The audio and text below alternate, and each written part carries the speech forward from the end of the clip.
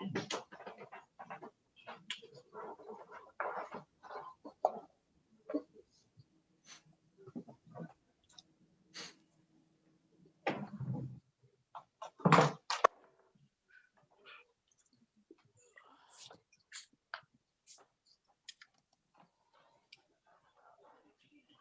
afternoon, everyone. My name is Brian Golden. I'm the Sandra Rotman Chair in Health Sector Strategy, the Academic Director of the Sandra Rotman Center for Health Sector Strategy, and the Co-Director of our Global Executive MBA in Healthcare and Life Sciences, a very special 18-month program for working professionals, clinicians, managers, scientists, government leaders, and entrepreneurs in the public sector and in the industry from across the globe, studying with us in Toronto, London, UK, Singapore, San Francisco Bay Area.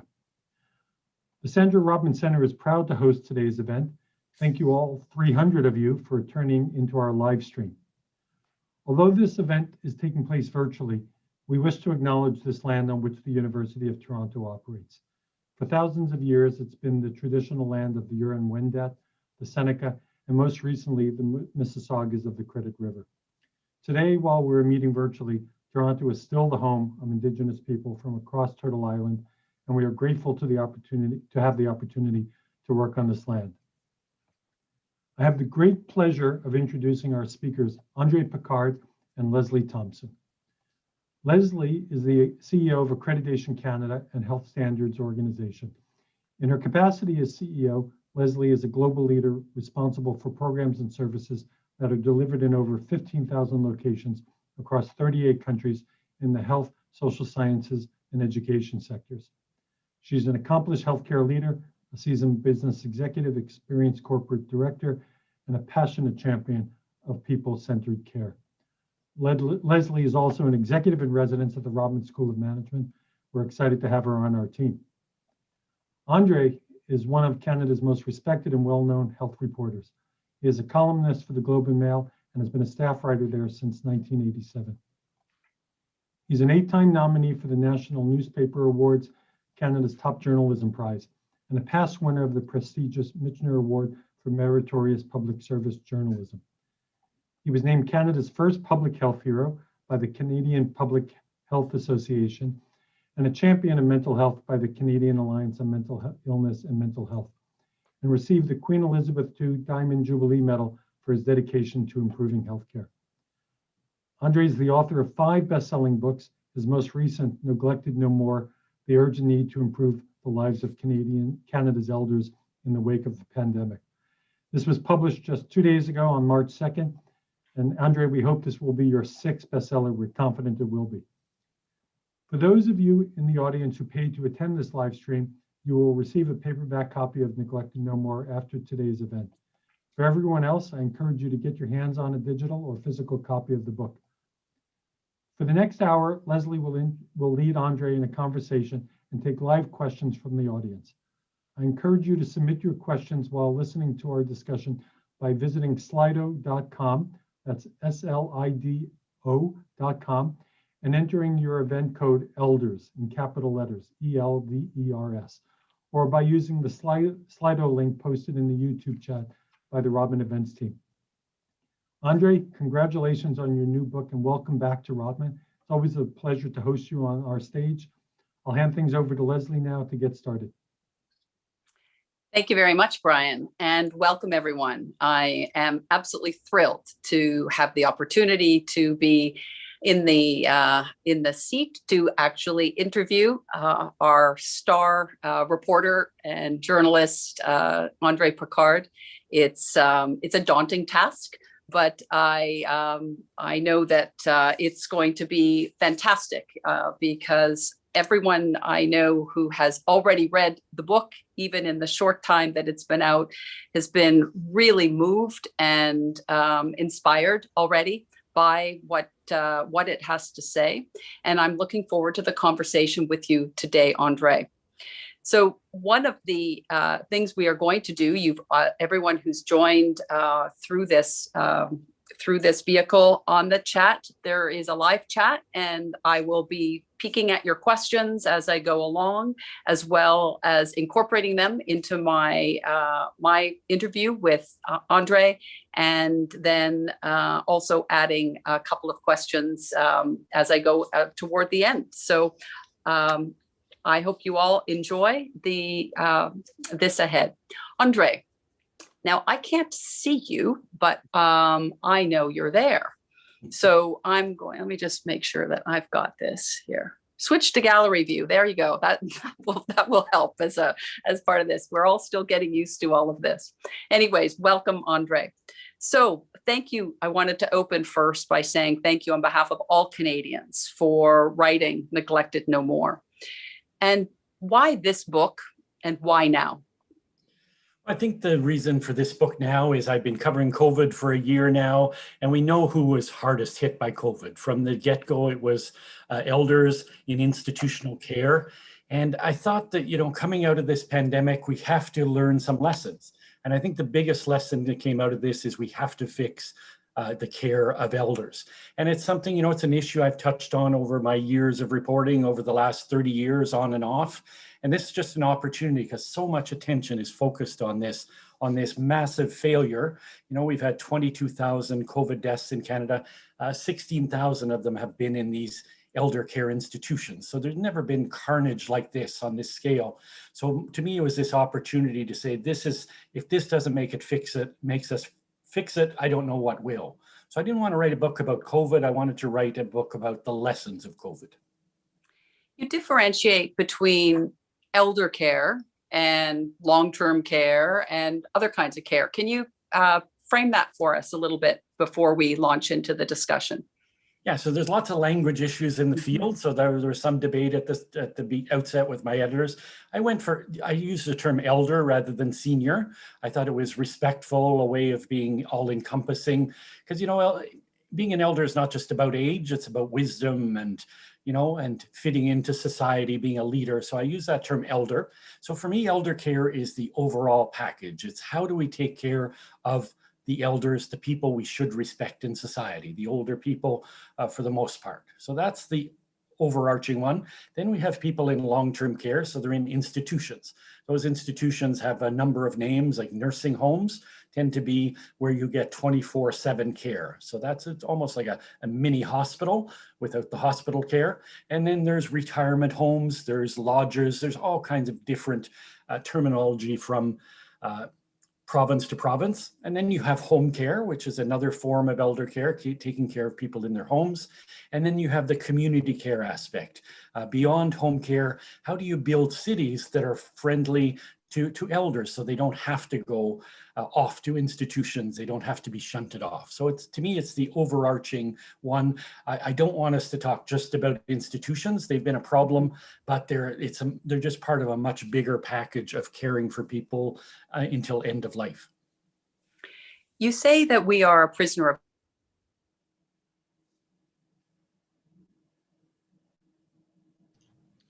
Well, I'm sorry, Leslie, I lost your sound there, so I'm not sure what the question was.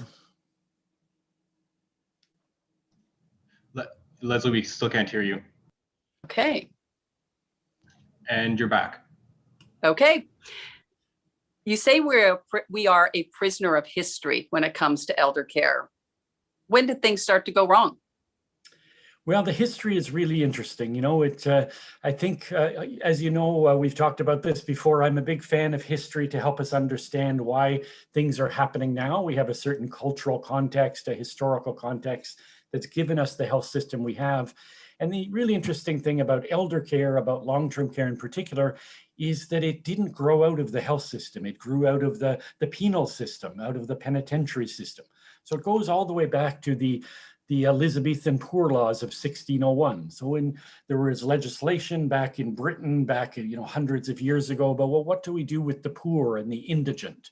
And they established these rules and these principles. And essentially the rule was nobody gets anything for free. You got to work for your food and your lodging. And that was true of elders. So these homes, when Europeans came to Canada, they brought this system with them. So when you got old and if your family couldn't take care of you, you went into what were often called asylums or poor houses. They had all kinds of different names, homes for the aged, but you had to work and you wore a uniform like a prisoner.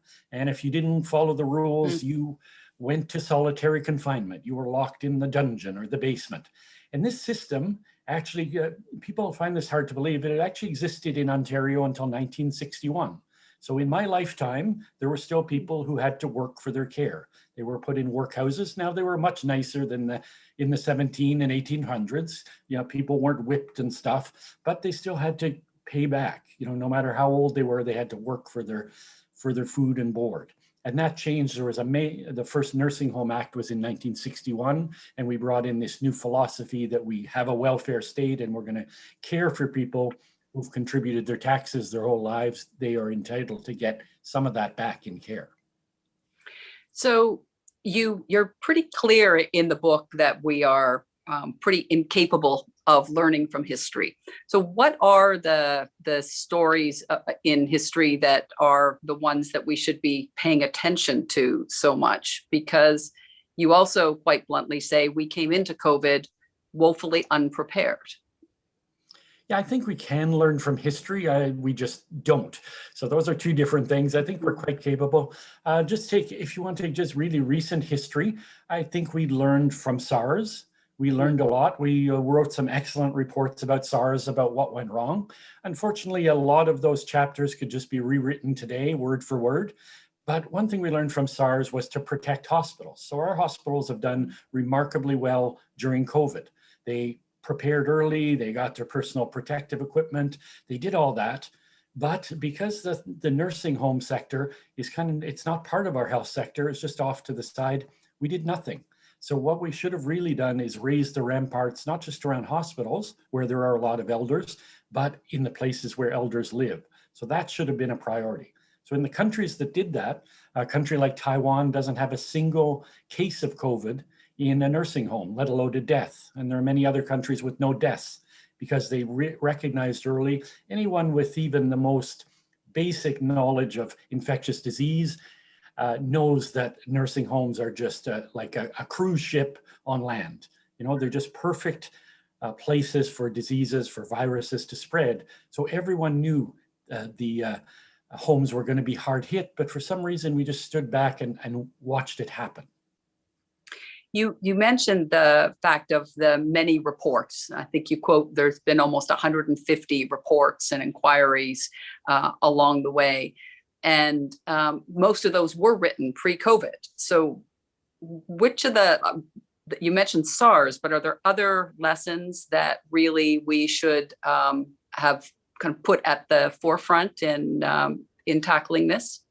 Well, every one of those 150 reports is about reforming Medicare. And anytime someone talks about reforming Medicare, we have to move beyond funding hospitals and physicians. That was great in 1957. It's still great today, but the world has changed. People have chronic illnesses down, not just acute illnesses. So for 60 years, we've been saying we have to find a way of funding other things. And for example, long-term care. So that's the lesson we haven't learned is we have to make our Medicare basket of, I like the analogy of a basket. We have a basket of services. And right now it's very narrow and it's very deep. It's hospitals and doctors, 100% covered.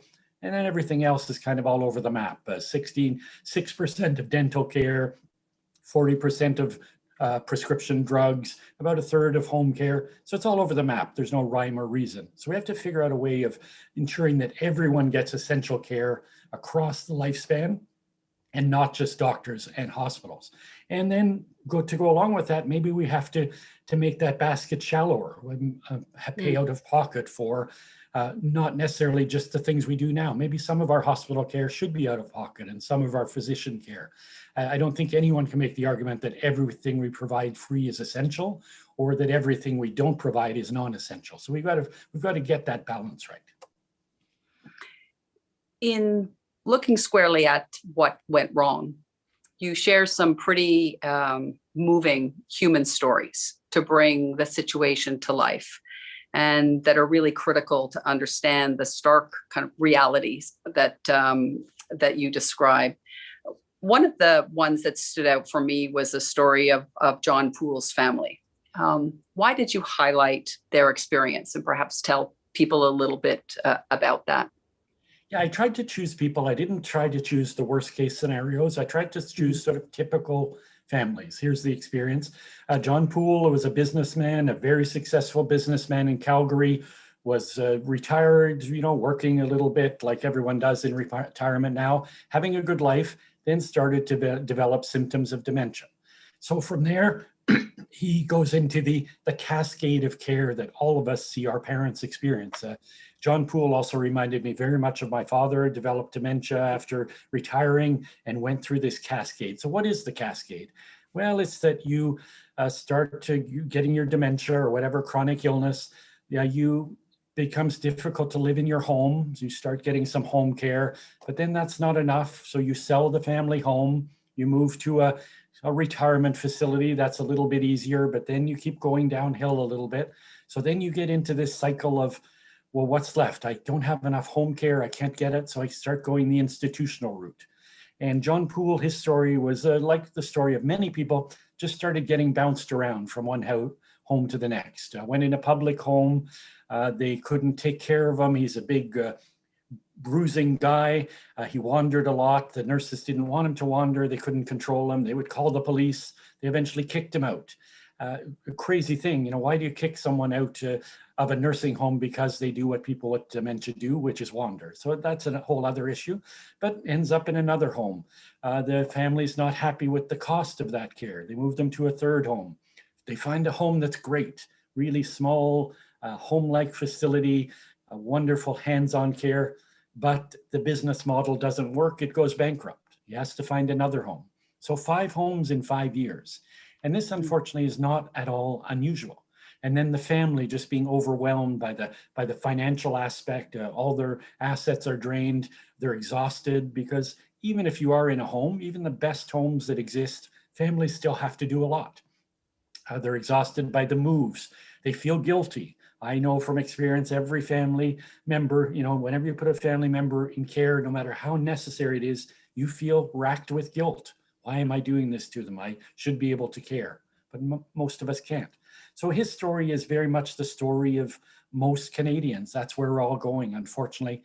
And the story is that it shouldn't be like that. It should be, we should find a place, there should be care should be seamless from the time you need acute care through to your palliative care. So it should be seamless. It should be easy for families to get information. It should be easy to place people in the right place for the care that they need. So that's the flip side of his story, is that what we should be aiming for. And in that, home care is often cited as kind of the desired alternative to long-term care. It's not for everyone, but your story of Frank and Irene Palmer and others, and the interviews that you do, it also shows how hard it is to make that happen well for families. What's going on, and how can that improve overall the care of elders? Yeah, I think that really, unfortunately, in Canada, we have this default setting of once you need care, we're going to do it in an institution, rather than our default setting should be, we're going to give you as much care as humanly possible in the community, in your home, and that's going to be a last resort. So in Canada, home care is largely a substitute for acute care. It's a way of getting people out of hospital quickly after surgery, giving them 3 days or a week of home care, and then you move on. So our home care system isn't designed to provide chronic care. So it's there's a lot of turnover of staff. They change all the time. You're only entitled to a couple of hours a day. The maximum in almost all of Canada is 3 hours a day, which isn't enough if, say, someone is living with dementia. So everything is geared towards the acute system. It's not geared to keeping people at home. So again, the caregivers at home, the family members become exhausted because they're doing so much. And that just hastens the journey to a care home, which of course, what's paradoxical, if you look at this from a business perspective, is we just funnel everyone to the most expensive and the most inefficient care, and the care that nobody wants. That's where everybody ends up. And that's upside down. there's a lot of interest in the audience questions too about home care, which is kind of really putting a spotlight on the critical importance of taking a look at this as part of the solution connected to long-term care. Another key issue that's come up is personal care workers, both inside long-term care as well as in the community. What's their role in all of this? You heard some pretty difficult stories. What's your vision for their role and their contribution to improving elder care? Yeah, healthcare is a hands-on business. You know this well as a healthcare executive. It's all about people caring for people. So the personal support workers are really very, very essential in this, in allowing people to live in dignity. So what do personal support workers, or we call them care aides in some provinces, orderlies, of course, there's different language in every province, but they all do the same thing. They help people do the activities of daily living that they're not able to do anymore. So they become your hands, they become your eyes, etc. So they do the bathing, the toileting, the feeding, all kinds of things that you just can't do for yourself anymore. So that you can't imagine anything more essential. Now, what's the problem with personal support workers is that they're undervalued. So they're paid badly. They don't get, the biggest complaint you'll hear from personal support workers is not that they don't get paid enough, it's that they don't have enough time to do care properly. So they're also racked with guilt. They know that they can't provide the care that their clients need. So that's very, very frustrating. I tell the story in the book of a caregiver in Vancouver called Josephine Marquez. Mm-hmm. She's someone who's been doing this work for a quarter of a century. And over that time, she gets paid the same amount today as she got paid 25 years ago. So imagine having your salary of 1990 today. Could you live on that? And she has twice the workload because the patients have gotten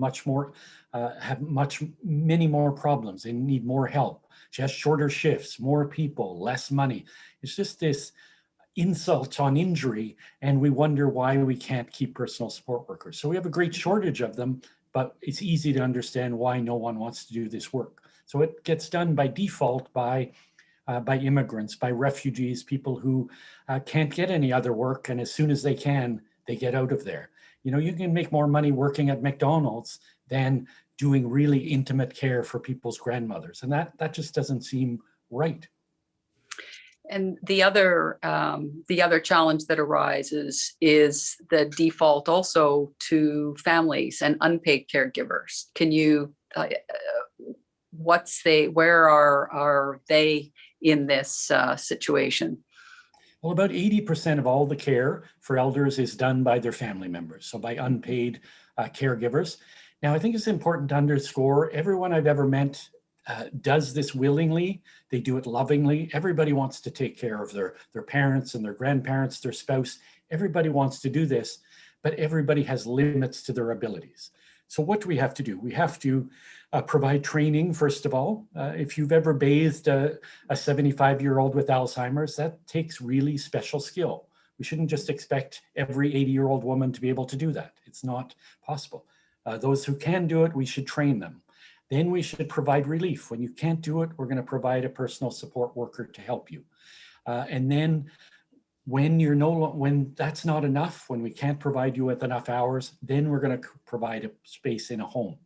Now, what happens in reality is this just falls on you. Your husband, you're an 80-year-old woman, your 78-year-old husband has dementia, he can't bathe himself, you start doing it. You beg for home care. You get 1 or 2 hours a day if you're lucky. You get burned out. You hurt your back. You go into crisis. You have a major crisis. Then you have to decide, where is my husband going to be placed in a home? I have 24 hours to decide.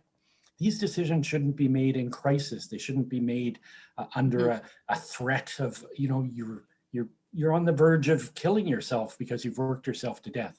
So it should be all planned out. We know how these diseases go, how they progress. It's pretty predictable, and the system just doesn't prepare. It just waits for a crisis to happen.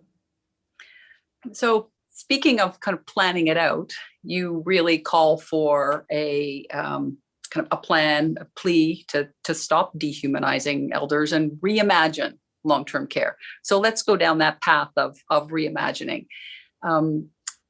Often in the process, it's so who's doing it right? What lessons can we learn from others before starting to try and reinvent once again the wheel ourselves?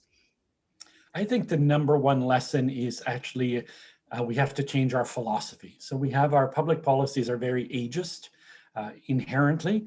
I think we have to do a country like Denmark. Denmark's always cited as the gold standard of how you should provide elder care.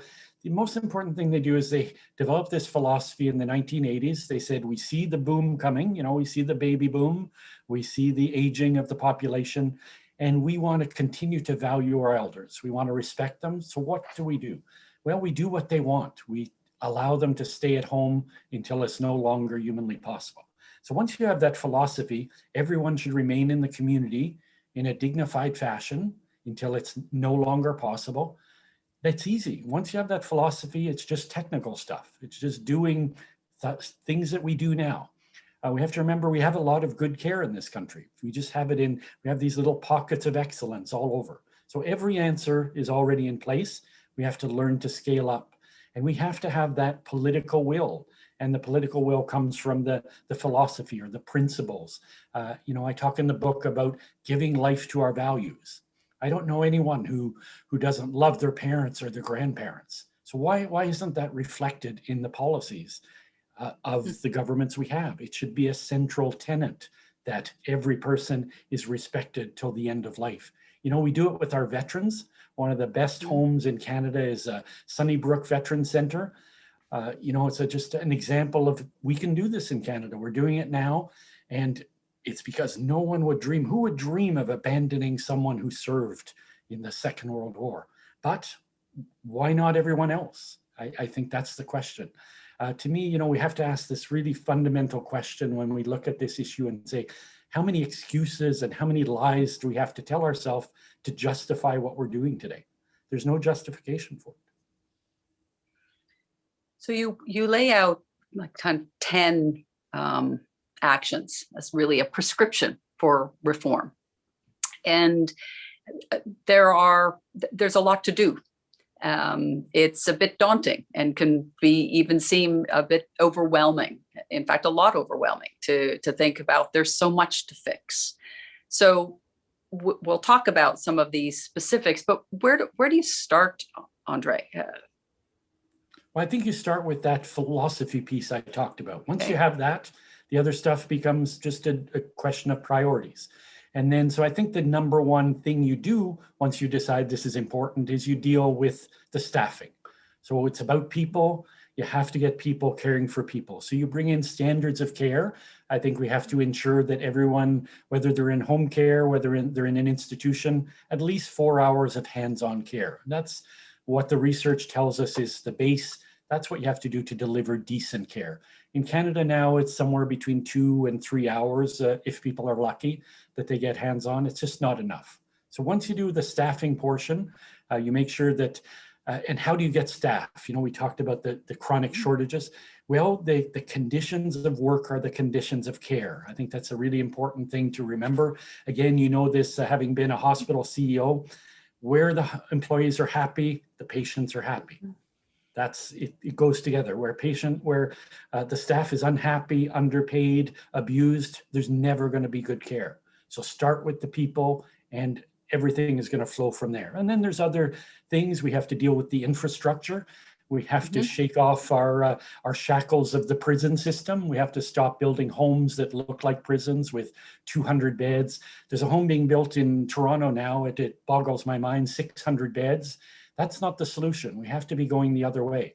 When I go to a place like Copenhagen, which again, has great elder care, you walk down the street, family home, nursing home, family home. You don't know the difference. People are integrated into the community, even the sickest of the sick. They live in a small home. The caregivers live on site and they take care of them 24/7. That's what we have to do. That can't be done overnight after decades, a century of neglect even, but it can be done eventually. We just have to stop building these behemoths of, that are really unfriendly and where no one wants to go. I saw a poll recently. I've never seen a poll with 100% answer. And the question was, do you want to live in a long-term care facility? 100% of people polled said, no, absolutely not. So why is this our default setting? Why are we doing something that no one in our society wants? And that comes back to it reflects the values that we're currently displaying right now, of saying this is the way that it should be and it's supposed to be. And so is it a disconnect, do you think, of just people thinking it's too hard to go and to undo so many of the things from the past in order to get forward? And like, how do we reconcile? Because really nobody ever could want for elders of what is. So how do you bring those two together? Well, I think, there's a lot of mythology. There's this belief that there's no other choice, right? They need help, so we have to stick them somewhere. We can't care for them at home. So it kind of becomes this, I guess there's nothing else we can do.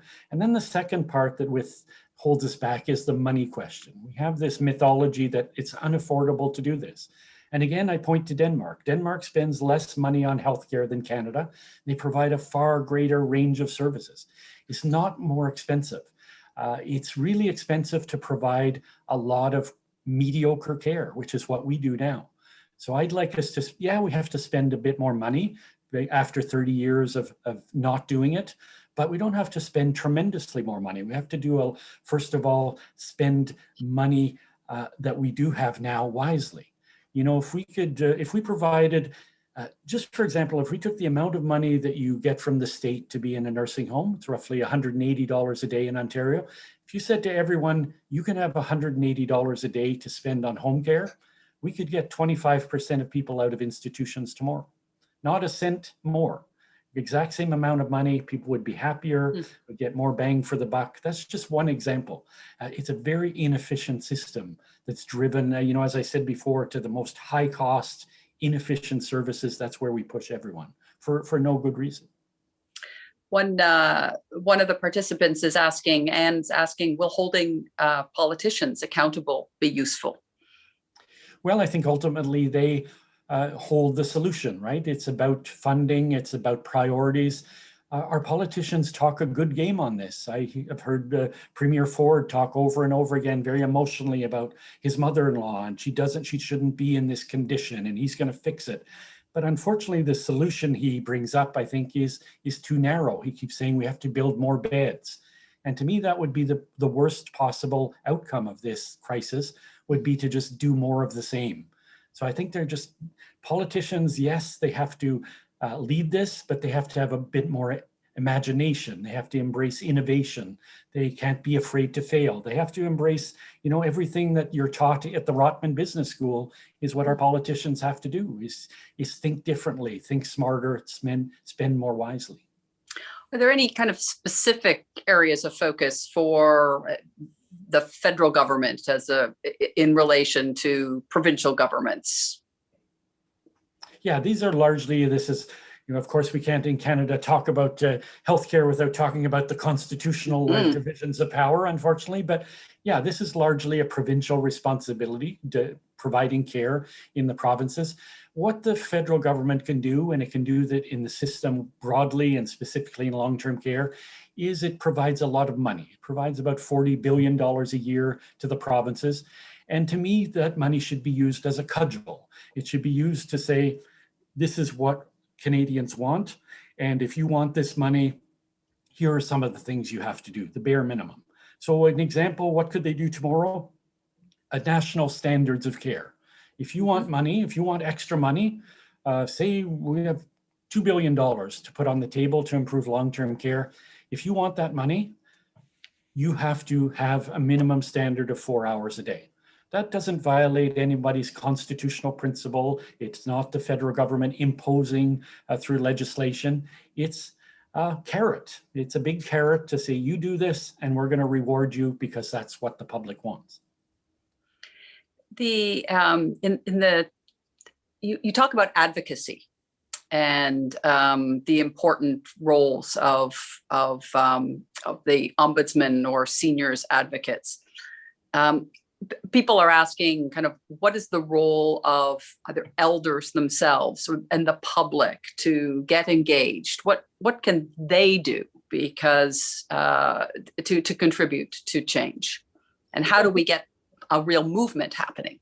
Yeah, I think it's the public has to just convey to politicians that this matters to them, and it should matter to all of us because we're all going there, right? All our parents are going to end up in some form of care. We're going to end up there, some of us sooner than others, judging from my hair color, but all of us are going to be touched by this in the near future as caregivers, as receivers of care. So we have to talk about this publicly, that politicians in our country, they lead, but they lead from behind. They'll do whatever they think the public wants and will tolerate.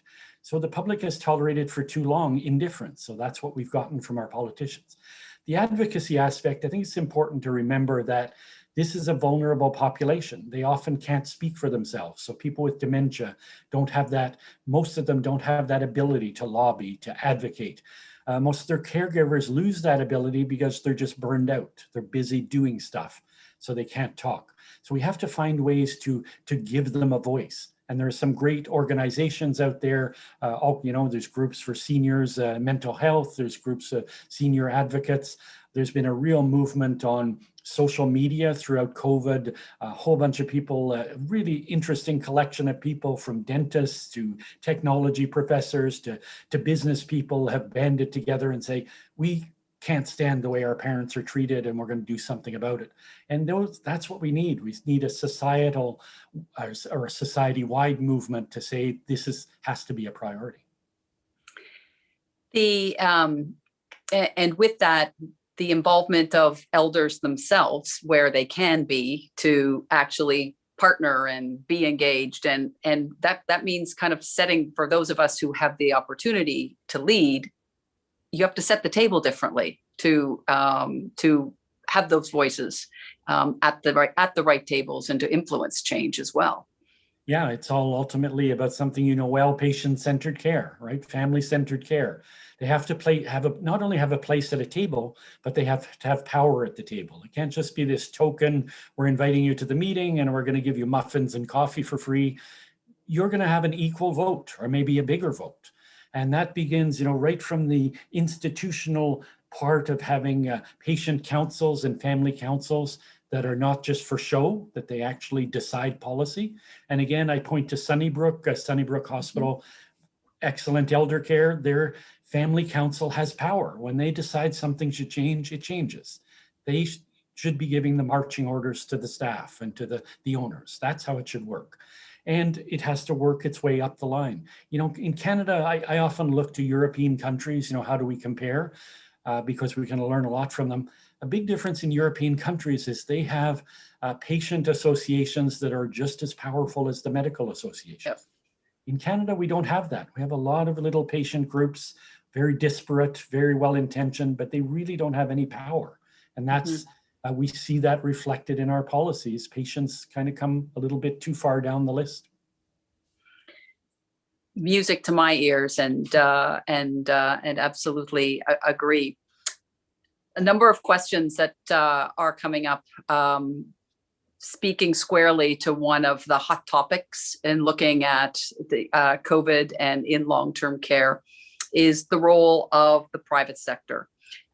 People wanting to hear your view. Are we oversimplifying the situation by zeroing in on that? What are your thoughts and on the topic? Well, I said earlier, one of my big fears is that we would just build more beds. Another of my big fears is we just say, well, let's get the private for-profit operators out of there and everything will be fine. And that's not true. That's a very simplistic solution to a very complex problem. So this is the only area in society where I kind of hear people saying that more government is going to solve our problems. And I'm not convinced of that. I'm not an anti-government person, but I think there are limits to what the government can do. So I'd say, to me, instead of saying, let's get rid of for-profit operators, and I want to be clear, if they weren't there, I would not lose any sleep over it. I don't think it's necessary, but I think instead of saying, let's just get rid of them, I think we have to understand that why they're there. So why do we have so much private long-term care? Well, we have it because governments refuse to invest in infrastructure, and they refuse to invest in infrastructure because they don't like debt. They want to, have balanced budgets. So they don't like to have a mortgage on 600 homes, long-term care homes. So they just push this off to the private sector. So that's why they exist. So if you want to get rid of them, you have to solve the underlying problem. The other thing about for-profit care is it's not all bad. There's excellent for-profit homes. A lot of for-profit homes are just little families that own a home. I don't think getting rid of them is going to help anyone. There's the big chains. The chains aren't all bad. Yes, they make money, they make profit, but they make it off housing. They don't make it off the care. So we have to understand that, how the money is made. There's a few bad apples in the sector. They're essentially slum landlords. Let's get rid of them. People who have no business in the care home business because all they care about is the real estate and the rent. So you take, in the first chapter of my book, I talk about Heron in Montreal. That's a perfect example of people who know nothing about the delivery of care. They bought this as a real estate investment, and the patients are widgets that they don't really care about. They care about getting profit from the monthly rents. Those people shouldn't be in the business, but the long-term, the big chains are a lot more sophisticated than that. They're not all bad. And then the second part of it is if you don't like what they're doing, that means we need better regulation. And that applies to everyone. We need better regulation for nonprofit homes. We need it for for-profit homes. We need it for municipal homes. And the problem with regulation now is it's paradoxical, is we have terrible regulation, but we also have too much of it. So a long-term care home in Ontario will have 91 pages of regulations that they have to follow. Not a single one of those regulations says, is the patient happy? Is a resident happy to be there? Do they like their care? Nobody asks that question. They ask, what's the temperature of the butter in the fridge? That's not what's important to quality. You know quality much better than I ever will, but we have to measure what matters to people, and we don't do that. So if you do that, long-term care providers can do that, or for-profit providers can do that as well as not-for-profit ones. Will they get some profit? Yes. Will it cost a little more? Yes. But we're also never going to pay for everything universally. There is a housing component of this. We have to break that off. People have to pay their rent. Even in the Sunnybrook Veterans Facility, it's not free. They pay their $980 a month rent, which is much better than the $2,000 or $5,000 or $15,000 you pay in for-profit homes. But you still, I think in Canada, I don't think we're so socialist that we're going to give everybody free housing. I don't think we're there yet. So I think when you talk about for-profit, I think we have to be starting to ask those questions. Well, then why do we have for-profit food providers or housing providers? It's the same debate. So sorry for the long answer, but I know it is a hot topic. Absolutely. And a related question of just kind of looking at the overall kind of group homes and other communal living settings. And Crystal Chin's asked a question around, what are the lessons from here that from long-term care? Is there some other good that can happen to apply in other settings for people, group homes for people living with disabilities, as an example? Yeah, so when I was doing the book, I struggled with this. Should I include people with disabilities, and decided to really focus on the elders? But it is the same issues. Mm-hmm. It's about putting the person at the center of the care, building the care around the person. We actually do, in some instances, we do better with people with disabilities. We don't see them as, having a limited shelf life. Oh, they're going to be dead soon. Because a lot of young people have disabilities. They're going to need care for a long time. So we're actually more, in many instances, more thoughtful. We have a lot of self-directed care, which is an excellent thing. If you are capable of doing it, it's really great. Is the state allocates you the money they would spend otherwise. What would be the cost of putting you in a home you don't want to be in? And you get to decide how to spend that money. So a lot of people with parents of children with severe disabilities, they're allocated an amount of money and they can spend it on a personal support worker, on a ramp for the house. You get to choose. And, that's the other thing about the care system, whether it's elders or people with disabilities or whatever, or foster children, there's very little choice. We have to bring that element of choice in there, because not everybody wants the same thing. Not everybody has the same priorities in life. Not the same things are important. I know lots of families with young kids with disabilities, and for some of them, it's the priority is getting the care worker to take the kid to the mall and hang out with other kids. It's not changing them. The parent can do that. So you have to be able to live your life. So allow your child or your grandfather to live the life to the best of their abilities. And so we have to give that flexibility and choice to people. Thank you for that. And the people are also asking around kind of long-term care situated within that broader kind of health ecosystem. And there's issues around structure, there's accountabilities, and even just kind of tracking what's going on when you've got isolated long-term care from the rest of the system. You mentioned structure in your as one of the areas to focus on. Can you tell us a bit more? Do you have kind of that view of what it should be or could be? Yeah, I write a lot about structure and administration. I always say every problem in Medicare is a structural or administrative problem. We actually don't have healthcare problems. We don't have medical problems. We have fabulous providers, and that's true in home care too. The people are really committed. They do the work great, but they work in this system that's just oppressive and makes it difficult to provide care. The other aspect, the other really profound structural problem is there's no accountability. So if you take elder care in Ontario, it falls under 5 different ministries. There's a Ministry of Long-Term Care, there's a Ministry of Health, there's a Ministry of Housing, there's a Ministry of Seniors, there's a Ministry of Social Services, and I'm probably missing 3 others. Nobody's responsible. It's really easy to pass the buck. If anybody's been reading the transcripts of the commission going on in Ontario, it's dizzying. I almost get, my neck gets thrown out by all the buck passing at each page I read. Nothing's ever anyone's responsibility or anyone's fault. And it's so frustrating. So I talk about in the book, we should have a ministry of elder care. This is a really important demographic. There's no more essential care I can think of in society. Let's make somebody responsible for it and accountable instead of, sprinkling it out all over the place where no one knows what to do. And families suffer from this too. Like you have to go to 5 different ministries to get your loved one cared for. Ultimately, if something goes wrong, who do you complain to? You have no idea. It's impossible to navigate the system as a caregiver. But how do you make that not become yet another silo? So, because you'd have your Ministry of Children and Youth and Adults and Elders. So you're taking a life cycle approach. How do you make sure that it also doesn't become yet another silo? Yeah, I think it's a hard one. I think governments around the world struggle with this, right? You take the life cycle approach. Ultimately, in our government, the only ministry that matters is finance, right? We seem to be obsessed with money, but you have to find a way to do this in a more streamlined fashion. I don't pretend for a minute that there's a perfect way, but I think it's all about the more power you can get closer to the person, that's what matters, right? And again, when I look at the Nordic countries, that's the issue. There's a lot of power locally in the homes. There's a lot of power in the region.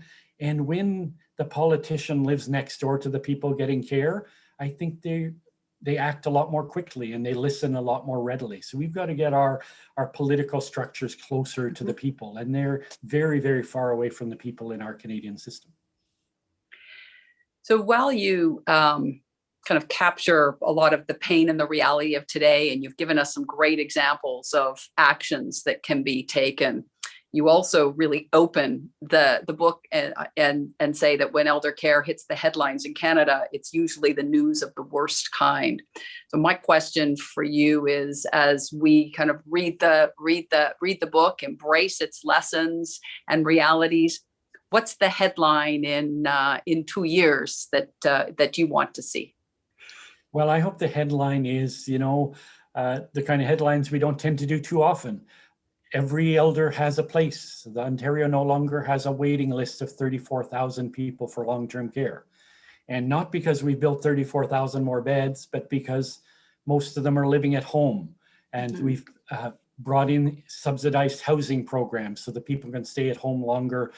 We have respite care programs so caregivers aren't burnt out and forcing them to make these crisis decisions. So that's what I'd like to see in a couple of years, is that this belief that we can choose where we want to live at end of life is a reality, not just a fiction. You also close the book by saying that your wish is that those with power to make necessary changes are listening and then act.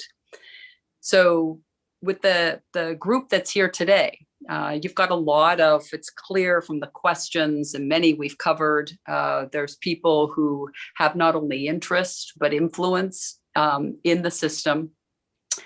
What are your closing messages to us? Those of us who do have the opportunity to make a difference working alongside of others. Yeah, so I think, I think very much a business audience. And I think I often speak to this audience. This is who Globe readers are as well. And I think it's important to people to recognize that they should own this. This is a business issue. It is a financial issue, in addition to be one of caring and empathy. Those things are not bad for the economy. They're very good for the economy. I was talking this morning to a senior bank executive who had ordered my book, and I was shocked. And this person was saying, this is who works for us, the sandwich generation. 90% of our employees are moms who are caring for their fathers who are elderly and their children who are teenagers. We have to address this because it impacts our productivity every single day. So I think what the message I would send is we all have a stake in this. And whether you're the CEO of the Royal Bank of Canada, or whether you own Kim's Convenience Store, or you're this caregiver who's struggling with to care for their husband, we all have a big stake in this, and we should recognize that, and we all have a benefit in helping each other out. So I'd like to see, generally, I'd like to see business people take more interest in Medicare, not just take it for granted. I think Medicare is one of the great business advantages we have. And having a decent home care system would also give us a real business advantage. You know, the countries that have really good home care and really good long-term care, the Germanys, the Denmarks, the Norways of the world, they see this as a business advantage. And these are countries that have really powerful business sectors, and they care about this. Germany has mandatory long-term care insurance. It's paid for off your paycheck, you know, and they decided that's not exactly a socialist country. They decided this is a good business move. It's sound investment in society. So I think that's the message. The message is take an interest in this because it matters to all of us eventually individually. It matters to us collectively. And I think the final thing is what I say in the book, not to spoil the ending, but you know, the message is we have to give life to our values. Mm-hmm. I said before, I don't know anyone who doesn't love their parents and grandparents. So let's show it. Let's prove it by giving them the care they deserve right up to the end of life. You know, to me, life is about having quality of life right to the end, living to your full potential. Whether you have advanced dementia or whether you're running an ultra marathon, we should all be able to live to our full abilities. And that's what our health system is supposed to help us do. André, thank you. And you've really made it this all very, very personal. And I think that personal connection is what is making this not a just another report, another investigation and review. It's you've made it very personal. You've brought the values to life. It's certainly a reflection of yours. And we thank you for that. Thank you for the gift of not just literally the gift of the book, but thank you for the gift of your thoughts, your words. I've seen a lot of people already out on Twitter saying thank you for giving their experience a voice and bringing their experience to life. Many people relate deeply to what you have described, and so. Thank you all. Thank you very much for your gift to all of us. And we will do our part by honoring it and making sure that we are part of the action ahead. And my commitment is that this would never become another doorstop, another report. And I think all of us can join in the movement to really make neglect no more a lessons that we never forget, but also a past that we recognize has been a real catalyst to action. So thank you very much. Thank you. Thank you.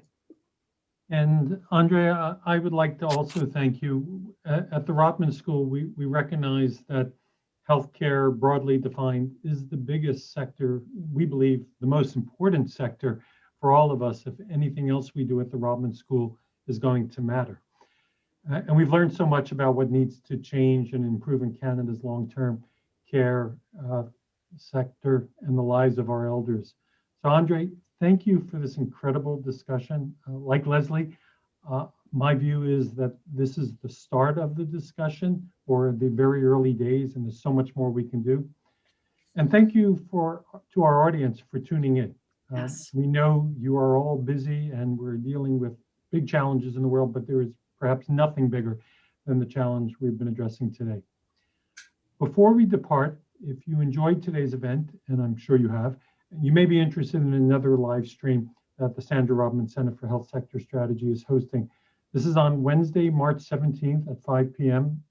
Eastern Time.